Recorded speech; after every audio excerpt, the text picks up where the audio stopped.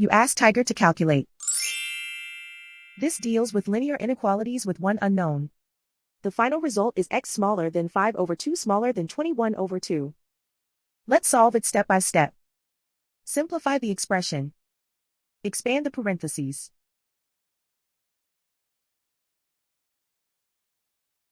Simplify the arithmetic.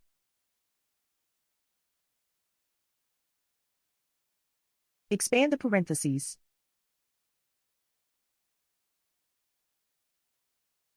Group like terms.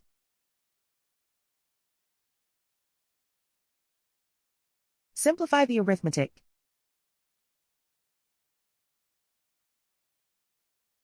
Group all constants on the right side of the inequality. Add 3 to both sides.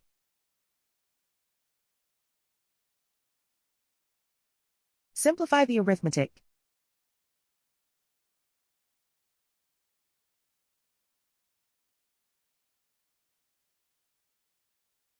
Isolate the x. Divide both sides by 2.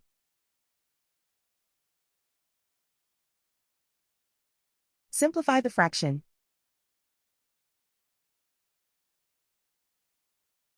Plot the solution on a coordinate grid.